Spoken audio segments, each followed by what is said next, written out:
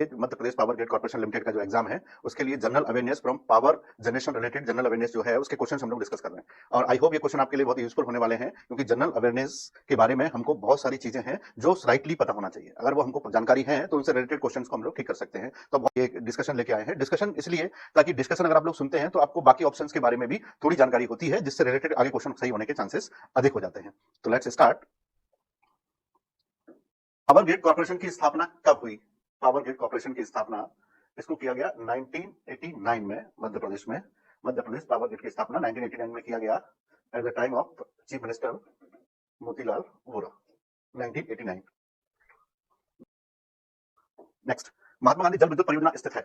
महात्मा गांधी, अगर हम last discussion को देखेंगे, हमने देखा कि कर्नाटक में श्रावती नदी पर एक वाटरफॉल बना हुआ है, और उस वाटरफॉल की जो हाइट है 464 मीटर है, और वह छोटे छोटे हिस्सों में बटा हुआ है।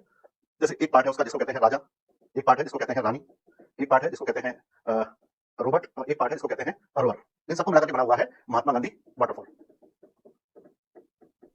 महात्मा गांधी वाटरफॉल, ये वाटरफॉल बना हुआ है। इसका दूसरा नाम है जोग गरसोपा, इसको जोग गरसोपा भी कहा जाता है। 1902 की परियोजना है। नेक्स्ट, ताप विद्युत परियोजना के संदर्भ में कौन सा जोड़ा सही है? मतलब जहां जहां थर्मल पावर प्रोजेक्ट है उनमें से कौन कौन से थर्मल पावर प्रोजेक्ट कहां पर है, ये हम लोगों ने पहले भी क्वेश्चन डिस्कस किए हैं। आज फिर हम ऐसे ही क्वेश्चन को डिस्कस करने वाले हैं। तो लेट अस सी। एक है तलचर, जो प्रोजेक्ट है वो आंध्र प्रदेश में, ये गलत है, इसका सही आंसर है तलचर इज इन ओडिशा। तो तलचर उड़ीसा में है। Next one is Korba, Uttar Pradesh. Korba thermal power, ये भी गलत है, कोरबा थर्मल पावर है छत्तीसगढ़ में, छत्तीसगढ़ में। इसके बाद है कावस, कावस गुजरात में है, एकदम सही है। रामागुंडम, रामागुंडम पे नहीं है, that is in Telangana. Orissa में है, छत्तीसगढ़ में है, तेलंगाना में, ये बिल्कुल सही आंसर है। कावस प्रोजेक्ट गुजरात में।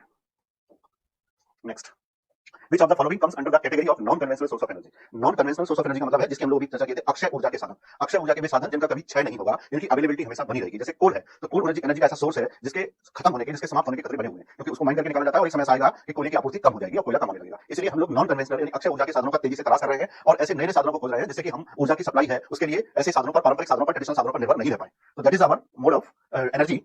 तो इसमें आप देखेंगे कोयला, कोयला एक पारंपरिक साधन है, ट्रेडिशनल है, ये नॉन ट्रेडिशनल नहीं है। पेट्रोलियम यानी जीवाश्म ईंधन, ये भी ट्रेडिशनल है, ये भी कन्वेंशनल है, नॉन कन्वेंशनल नहीं है।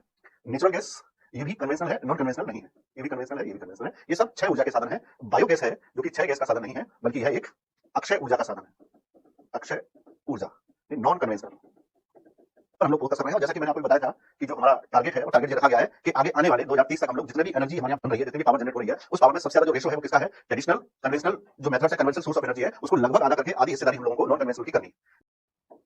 नेक्स्ट, किस प्रकार की ऊर्जा से सबसे कम वायु प्रदूषण होता है ना? जैसे हम लोग कहते हैं कि कौन सा एनर्जी का सबसे बैड सोर्स है, कौन सा एनर्जी का सबसे अच्छा यानी कि गुड सोर्स है। तो जो डिसीजन गुड और बैड का जो होता है वो उस पर बेस करता है कि कौन पॉल्यूशन को कितना ज्यादा क्रिएट करता है। तो पॉल्यूशन कम करने के लिए अगर हम देखेंगे थर्मल एनर्जी यानी तापीय ऊर्जा की बात करेंगे, जो कोयले से बनती है, इसमें कार्बन एमिशन बहुत हाई होता है, इसलिए इसमें वायु प्रदूषण सबसे ज्यादा होगा, ज्यादा होगा। तो ये इसका आंसर नहीं हो सकता है। हाइड्रो इलेक्ट्रिसिटी, इसमें भी जो पॉल्यूशन है, एनर्जी पॉल्यूशन है, वो अधिक होगा, लेकिन इससे कम होगा, तो इसमें भी पॉल्यूशन होगा।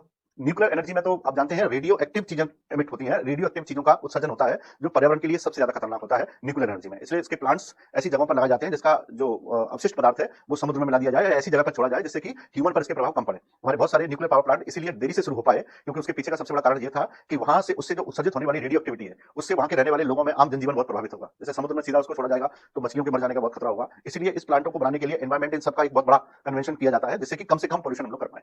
Solar energy is one and only source that is a non conventional source, जो सबसे कम लो पॉल्यूशन करता है, यानी कि कोई पॉल्यूशन करता ही नहीं है। तो इन सब में सबसे कम कौन करेगा? सोलर एनर्जी करेगा। तो इसका सही आंसर होगा solar energy. Next one, which of the following reports is issued by the International Energy Agency, IAE, International Energy सी। इसका है कौन सी रिपोर्ट अंतर्राष्ट्रीय ऊर्जा एजेंसी द्वारा जारी की जाती है? तो आप इसमें देख पाएंगे अंतर्राष्ट्रीय ऊर्जा एजेंसी है जो वियना से काम करती है, वह है विश्व ऊर्जा outlook report, world energy outlook report को इशू करती है। यह रिपोर्ट को इशू करने की जिम्मेदारी आईईए के पास है। Next, Chandrapura industrial development centre is located in which district of Madhya Pradesh? Chandrapura औद्योगिक विकास केंद्र मध्य प्रदेश के किस जिले में? भारत मध्य प्रदेश में बहुत कम इंडस्ट्रियल सेंटर्स हैं। मध्य प्रदेश में जो बड़े इंडस्ट्रियल सेंटर हैं, जैसे उसमें छिंदवाड़ा के पास बना हुआ है एक बड़ा सेंटर है, भरवेली का जो रीजन है वो है, एक इंदौर के पास पीथमपुर बना हुआ है, भोपाल के पास मंडीदीप में बना हुआ है, इंडस्ट्रियल सेंटर्स है।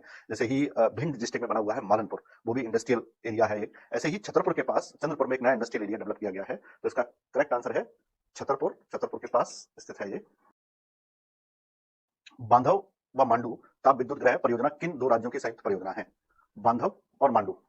जो विद्युत ग्रह परियोजना है, जैसे किसी भी राज्य में जब कोई इलेक्ट्रिसिटी इकाई यूनिट लगाई जाती है तो उसके लिए बहुत सारे राज्य हेल्प करते हैं और कुछ दो राज्य मिलकर के किसी भी राज्य की एक ज्वाइंट वेंचर को भी स्टार्ट कर सकते हैं।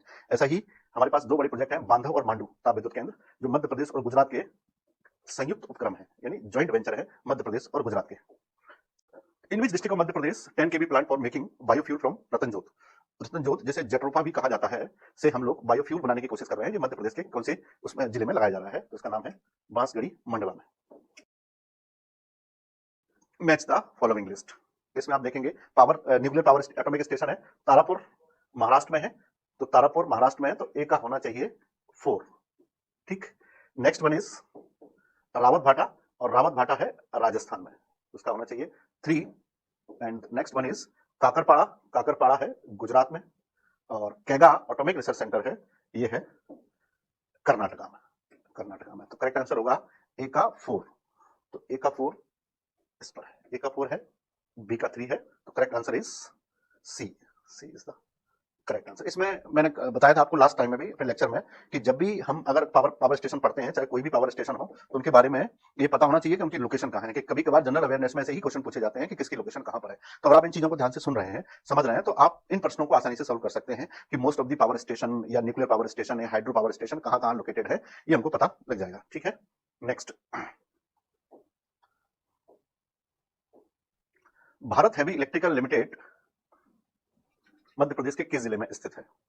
1964 में भोपाल में भेल की स्थापना की गई भारत हैवी इलेक्ट्रिकल्स लिमिटेड।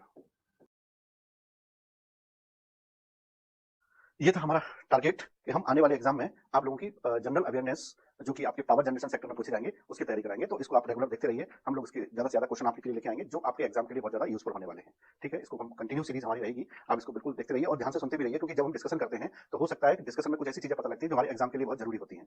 तो every point and every aspect of discussion is important for your exam, and we are making this series only to create the much and much benefit to your exam. So more and more try to get more and more benefit of our series and go through it regularly, and we will try to put all the questions belongs to the power generation related general awareness. Okay, तब तक के लिए thank you.